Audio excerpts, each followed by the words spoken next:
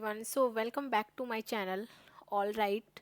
So in this video we will understand what is the benefit of the OOFs, and in the last video we have understood like what are the OOFs and why we are using the OOFs. Okay. So आज के इस video में हम समझेंगे UPS के benefits, okay, and that is object oriented programming system. Okay, so as we already know, like oops is backbone of the Java, and interview point of view से भी बहुत ज़्यादा ये important topic है. So let's understand what is the benefit of the oops. Okay, तो इसका पहला जो बेनिफिट होता है ना वो मॉड्यूलैरिटी होता है. सो मॉड्यूलैरिटी मीन्स क्या होता है? मॉड्यूलैरिटी मीन्स जैसे एक बड़े प्रोग्राम को छोटे छोटे पार्ट्स या छोटे छोटे चंक्स में, या इसको क्लास भी बोल सकते हैं, क्लास में डिवाइड कर देना, उसी को बोलते हैं modularity. Okay, so for example मान लो हम एक कार एप्लीकेशन बना रहे हैं. ओके, तो कार एप्लीकेशन में जो क्लास होगा ना वो हमारा इंजन होगा. ओके, और उस इंजन से रिलेटेड कुछ प्रॉपर्टीज़ होगी. ओके, तो इसको थोड़ा सा कोड के थ्रू समझेंगे. ओके, सो लेट्स सपोज कि मैंने एक क्लास बनाया. Let's create a class. Okay, मैं एक क्लास बनाती हूँ इंजन नाम का. Engine, and here I will right not void main, I will write start, and here I will print engine is starting.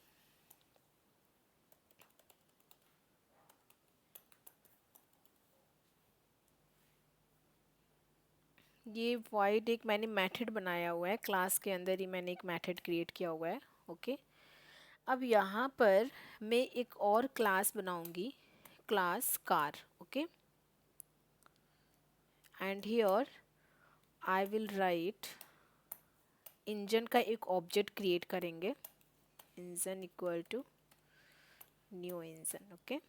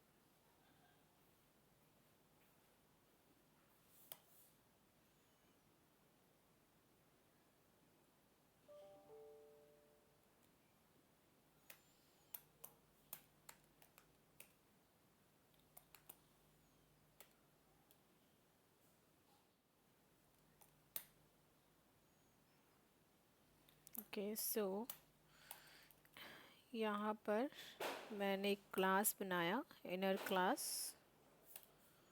Okay, और यहाँ पे एक ऑब्जेक्ट दिया. Now I will make one more method here inside.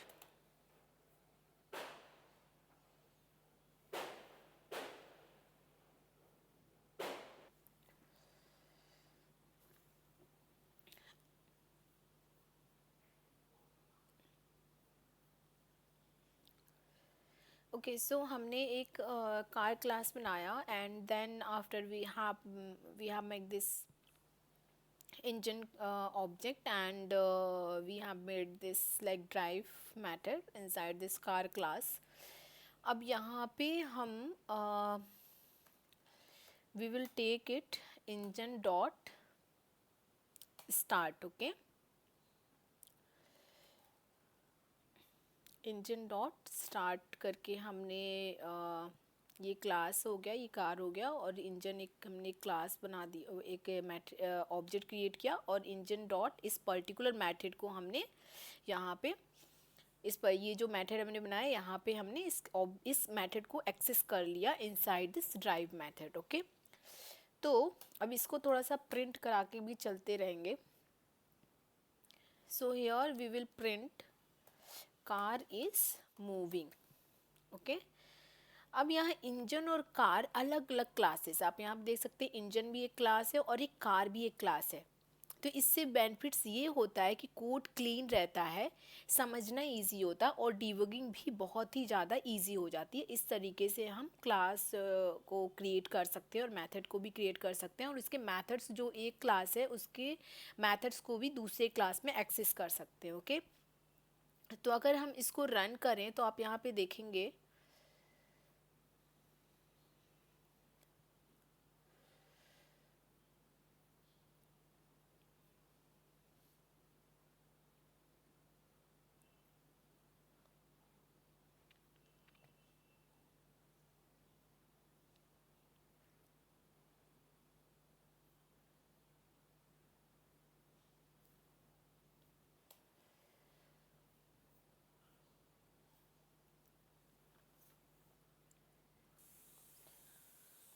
Okay, तो इसको हम run करके देखते हैं और रन करने के लिए हमें यहाँ पे मेन कीवर्ड लिखना बहुत ही ज़्यादा ज़रूरियत है क्योंकि यहीं से कंपाइलर स्टार्ट करता है रन करना। तो अब अगर इसको रन करेंगे तो यहाँ पर देख सकते हैं engine is starting, this method is going here. And आपको अगर इस मेथड को एक्सेस करना है तो यहाँ पे अगेन आपको क्लास का ऑब्जेक्ट देना पड़ेगा और आप इस मेथड को पर्टिकुलर इस मेथड को आप यहाँ पे गेट कर सकते हैं। ओके ओके, सो इसके दूसरे बेनिफिट पे चलते हैं। इसका दूसरा बेनिफिट है रीयूजबिलिटी। ओके, तो सेकेंड बेनिफिट है रीयूजबिलिटी। रीयूजबिलिटी का मतलब होता है एक बार लिखा हुआ कोड बार बार यूज़ कर पाना। ओके, मतलब एक बार भी हमने कोड लिख दिया उसको बार बार हम यूज़ कर सकते हैं। जावा में रीयूजबिलिटी इनहेरिटेंस के थ्रू अचीव होती है। तो ऊप्स में ये बहुत सारे हमारे कॉन्सेप्ट है जैसे कि इनहेरिटेंस हो गया, पॉलीमॉर्फिज हो गया, ये सारे हमारे कॉन्सेप्ट है ऊप्स के, ऑब्जेक्ट ओरिएंटेड प्रोग्रामिंग लैंग्वेज के। तो जावा में रीयूजबिलिटी इनहेरिटेंस के थ्रू अचीव होती है। तो अब चलते हैं थोड़ा सा समझते हैं कि इनहेरिटेंस होता क्या है और इसको कैसे क्रिएट करते हैं। तो इनहेरिटेंस क्रिएट करने के लिए let's suppose I am creating class vehicle. Okay, हम एक क्लास क्रिएट करते हैं। ये हमने क्लास क्रिएट किया और उसके अंदर एक हमने मेथड बनाया लेट्स सपोज फ्यूल के नाम से। ओके, ये हमने एक मेथड क्रिएट किया और इसके अंदर हमने प्रिंट कराया vehicle uses fuel. Okay,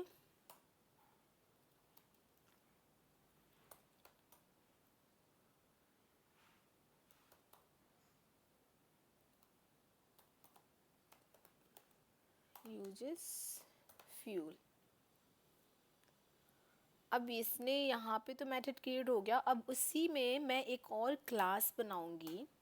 okay, class bike जो कि क्या करेगा, इनहेरिट करेगा एक्सटेंड व्हीकल को। तो इसके जितने भी प्रॉपर्टीज होंगे ना वो बाइक नाम के क्लास में हम उसको गेट कर सकते हैं। ओके, तो हमने इसको एक्सटेंड कर लिया। इसके अंदर फिर हमने एक मेथड बनाया व्हील्स के नाम से और इसमें इसकी प्रॉपर्टीज डाला बाइक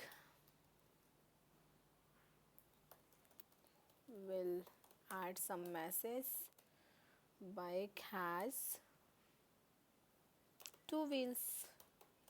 ओके, सो यहाँ बाइक क्लास में बाइक क्लास ने ये इस बाइक क्लास ने व्हीकल क्लास के कोड को रीयूज कर लिया। ओके,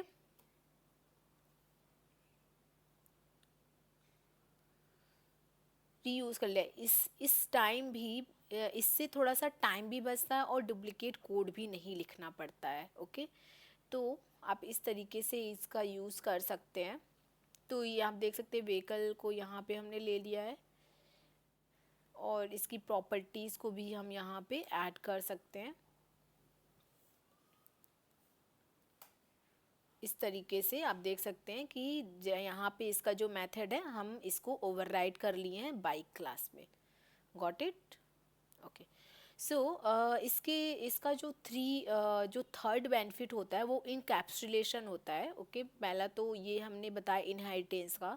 थर्ड बेनिफिट इनकैप्सुलेशन है। थर्ड बेनिफिट है जिसमें इनकैप्सुलेशन का मतलब है डेटा हाइडिंग भी कहते हैं एक तरीके से इसको। तो इनकैप्सुलेशन का मतलब होता है डेटा को प्राइवेट रखना और एक्सेस सिर्फ मैथड के थ्रू देना। ओके, तो इसमें हम जो भी डेटा होता है उसको प्राइवेट रखते हैं और एक्सेस मेथड के थ्रू ही देते हैं। तो इसको भी थोड़ा सा हम समझते हैं। ये हमारा इनहेरिटेंस का कॉन्सेप्ट है।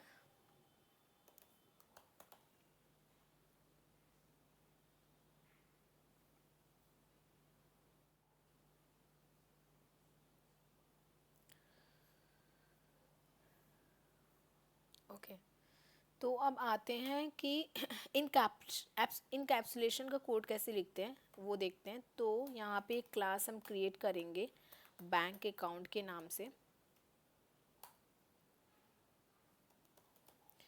ओके, अब यहाँ पे हमने एक वेरिएबल लिया, लेट्स सपोज डबल, और उसमें बैलेंस रखा हमने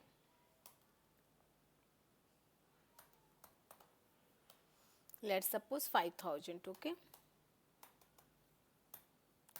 और फिर हमने यहाँ पे एक मेथड बनाना है अपने डबल गेट बैलेंस का एक मेथड आप क्रिएट करोगे और यहाँ पे रिटर्न कर दोगे बैलेंस को। ओके, तो यहाँ बैलेंस वेरिएबल जो है ना, बैलेंस वेरिएबल इसको पब्लिक नहीं करेंगे, हम इसको प्राइवेट रखेंगे। तो यहाँ पे जो बैलेंस वेरिएबल है वो प्राइवेट है, यूज़र डायरेक्टली बैलेंस को चेंज नहीं कर सकता। ओके, सो इससे डेटा जो होता है वो सिक्योर रहता है और मिसयूज़ नहीं होता अगर हम इसको प्राइवेट बनाते हैं। तो इसमें हमारे जावा में बहुत सारे मॉडिफायर्स भी होते हैं, जैसे पब्लिक होता है, प्राइवेट होता है, प्रोटेक्टेड होता है। ये सारे मॉडिफायर्स हैं जो कि हम आगे की वीडियो में समझेंगे। We are going step by step, तो हम स्टेप बाय स्टेप से समझेंगे अभी। तो अब ये हमारा हो गया इनकैप्सुलेशन का। इनकैप्सुलेशन इसको एक तरीके से यहाँ पे इसको बोल सकते हैं। ओके, अब चौथा जो इसका बेनिफिट होता है ना वो एब्स्ट्रैक्शन होता है। तो एब्स्ट्रैक्शन हम एग्जांपल से भी समझेंगे इसको। तो फोर्थ बेनिफिट एब्स्ट्रैक्शन है। एब्स्ट्रैक्शन का मतलब होता है इंटरनल डिटेल्स को हाइड करना। हमारा एनकैप्सुलेशन में क्या था, हम मैथड्स को हाइड करते, मैथड्स के थ्रू एक्सेस करते थे, बाकी डिटेल्स को हाइड कर देते थे। यहाँ पे क्या है कि एब्स्ट्रैक्शन का मतलब होता है इंटरनल डिटेल्स को हाइड करना और सिर्फ इंपॉर्टेंट चीज़ें दिखाना। सो रियल लाइफ एग्जांपल्स देखते हैं, जैसे कार का एक्सीलरेटर दबाते हो लेकिन इंजन का इंटरनल वर्किंग नहीं पता होता है आपको। जो उसका आउटसाइड एरिया होता है आप उसको प्रेस करते हो, एक्सीलरेटर प्रेस करते हो, बस जो इंटरनल कैसे वो कार मतलब उस एक्सीलरेटर कैसे वर्क करता है वो हमें नहीं पता होता है। ओके, तो एब्स्ट्रैक्ट के लिए let's create a code. Abstract के लिए आपको एब्स्ट्रैक्ट लिखना पड़ता है, एब्स्ट्रैक्ट क्लास बनानी पड़ती है। और लेट्स सपोज आपने एक क्रिएट किया क्लास। ओके, अब यहाँ पे ना आप एक मेथड दोगे एब्स्ट्रैक्ट। हम इसको बहुत ही डिटेल से समझेंगे, अभी मैं आपको बस एक थोड़ा सा इसको गो थ्रू कर रही हूँ कि कैसे एब्स्ट्रैक्शन ऊप्स के क्या क्या कॉन्सेप्ट्स हैं, ऊप्स के जो बेनिफिट्स है वो मैं आपको बता रही हूँ। तो ये एब्स्ट्रैक्शन हो गया, इनकैप्सुलेशन हो गया, इनहेरिटेंस हो गया, इसको हम बहुत ही डिटेल में समझेंगे। अभी के लिए फ़िलहाल आपको बस मैं थोड़ा बहुत बता रही हूँ इसके बारे में, और इसको इस तरीके से हम समझ रहे हैं। तो नाउ लेट सपोज कि मैं यहाँ पे एक मेथड क्रिएट कर दी ड्रॉ। ओके, ये हमारा मेथड क्रिएट हो गया। अब क्या करेंगे, एक क्लास बनाएंगे सर्किल नाम से। ठीक है, मैं ये बता रही हूँ कि कैसे हम बेसिकली छोटे छोटे कोड से कैसे हम इन सारे बेनिफिट्स को यूज़ करते हैं ऊप्स में, वो सारी चीज़ मैं आप लोग को शेयर कर रही हूँ। नाउ एक्सटेंड, इसको क्या करेंगे हम शेप को एक्सटेंड कर लेंगे। अब इसके अंदर आप देखेंगे इस पर्टिकुलर जो वाइड जो ड्रॉ है ना, उस ड्रॉ को हम इस क्लास में यूज़ करेंगे। तो कैसे यूज़ करेंगे आप देख सकते हैं यहाँ पे इसने मैंने इसको ओवरराइट कर लिया। अब यहाँ पे आप इसको प्रिंट करा सकते हैं ड्राइंग।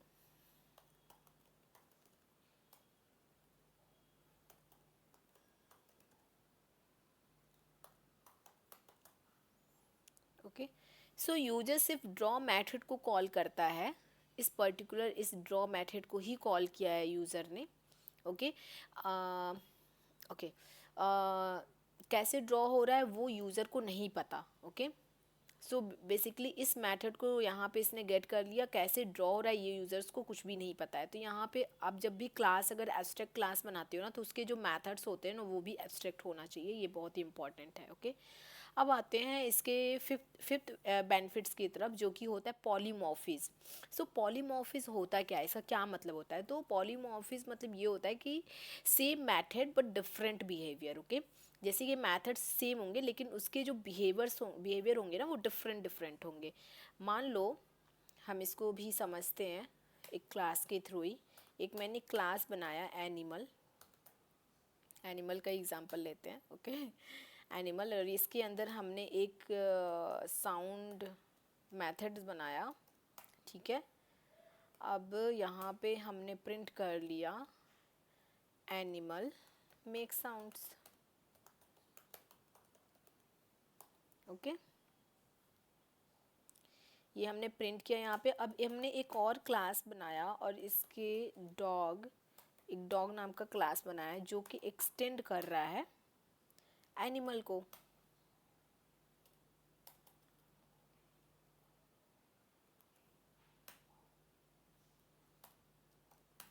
ओके अब यहाँ पे वाइड क्रिएट किया और इस साउंड्स को हम यहाँ पे एक्सेस कर लेंगे।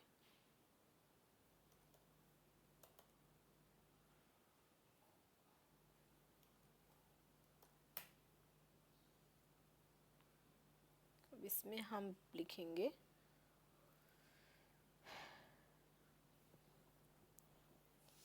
Dog barks.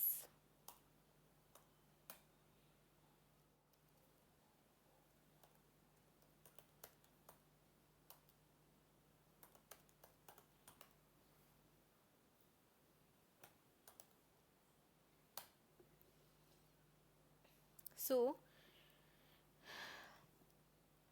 यहाँ पे आप देख सकते हैं इस पर्टिकुलर क्लास में मैंने साउंड एक मेथड बनाया है, बट इसका जो बिहेवियर है ना एनिमल मेक साउंड्स। ओके यहाँ पे इसका बिहेवियर डिफरेंट है, और यहाँ पर भी मैंने एक क्लास बनाया इस पर्टिकुलर एनिमल को एक्सटेंड किया, और यहाँ पे जो साउंड्स के अंदर जो साउंड्स मेथड के अंदर जो बिहेवियर है वो डिफरेंट है। ओके सो इससे जो कोड होता है ना फ्लेक्सिबल और डायनेमिक बन जाता है, पूरा ही डायनेमिक बन जाता है। तो इस तरीके से हम पॉलीमॉर्फिज्म के भी एग्जांपल समझ लिए।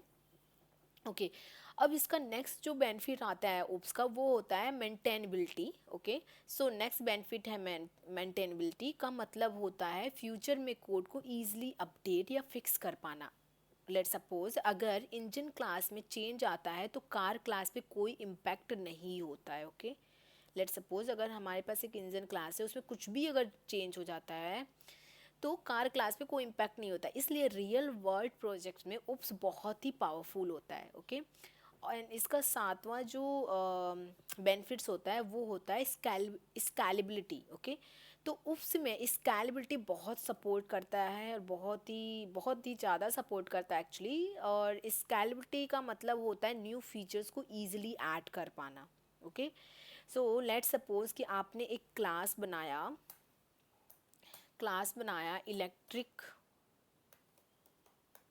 इलेक्ट्रिक कार आपने बनाया एज ए क्लास, और आपने एक्सटेंड किया लेट सपोज व्हीकल को आपने एक्सटेंड किया। ओके एंड यहाँ पे आपने वाइट और एक बैटरी नाम का मेथड बना दिया।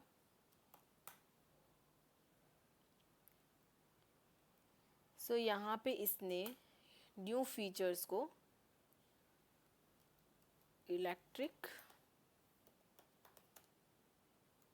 Car uses battery. Okay so old code को टच किए बिना न्यू फीचर यहाँ पे हमने ऐड कर दिया। सी व्हीकल को हमने एक्सटेंड कर दिया, we already have made this one. Vehicle को हमने एक्सटेंड किया बट इसके ओल्ड कोड को टच किए बिना न्यू फीचर को हमने इसके अंदर ऐड कर दिया। ओके तो इस तरीके से इसका हमने सातवां बेनिफिट समझा। इसका आठवां बेनिफिट है real world mapping. Real world mapping मतलब ये है कि उप्स रियल वर्ल्ड ऑब्जेक्ट को रिप्रेजेंट करता है। जैसे कि मान लो हमने एक क्लास बनाया स्टूडेंट नाम का, उसके अंदर हमने स्ट्रिंग में नेम पास किया और इंटीजर में रोल नंबर पास किया। तो स्टूडेंट, एम्प्लॉय, कार, सब रियल वर्ल्ड ऑब्जेक्ट को हम क्लासेस के फॉर्म में ही लिखते हैं। Okay, understood. ओके, सो आज की इस वीडियो में हमने उप्स के बेनिफिट समझे। उप्स हमें देता है modularity, okay, reusability, security, abstraction, polymorphism, maintainability and scalability. Okay, इस वजह से जावा और most modern language OOPs follow करती है। ओके, अगर आप जावा या प्लेसमेंट प्रिपरेशन कर रहे हो तो उप्स आपको स्ट्रांगली आना चाहिए और बहुत ही ज़्यादा स्ट्रांग होना चाहिए। So that's it for this video. Keep learning, keep coding, and see you in the next one. Okay, thank you so much, and bye.